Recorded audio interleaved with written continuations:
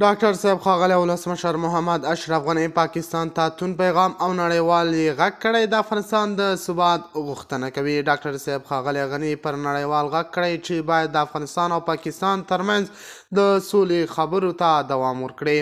د باور ټي وي چینل درنو لیدونکو سلام، ستړي مه شئ، وخت مو بخیر. هیله لرم چې باور ټي وي چینل مو په درنښت سبسکرایب کړی وي.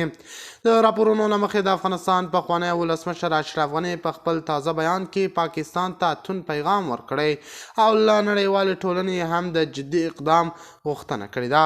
اشرف غني ویلي دي د افغانستان ثبات د سیمې ثبات دی او هیڅ هیواد باید زموږ په کورنیو چارو کې لاسوهنه ونه کړي.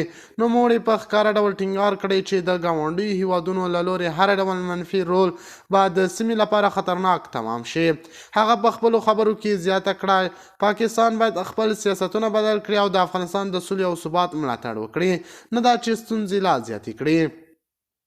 اشرف غني له نړیوالې ټولنې هم غوښتنه کړې چې د افغانستان وضعیت ته جدي پاملرنه وکړي او د دې هیواد د خپلواکۍ او ثبات ملاتړ وکړي. نوموړي وویل نړیوال باید چوپ پاتې نشي ځکه د افغانستان بې ثباتي کولی شي د ټولې سیمې امنیت خراب کړي. سیاسي شنونکي وایي چې دا ډول توند پیغامونه ښیي چې د افغانستان د سیاسي راتلونکي په اړه لا هم اندېښنې شته او د سیمې هیوادونه مهم رول لري. بلخوا تر اوسه د پاکستان له رسمي اړخه په دې اړه کوم غبرګون نه دی ښودل شوی، خو تمه کېږي چې دا څرګندونې به د سیاسي بحثونو لړۍ نور هم تاوده کړي. په ټولنیزو رسنیو کې هم د اشرف غني دا څرګندونې پراخ غبرګونونه راپارولي دي.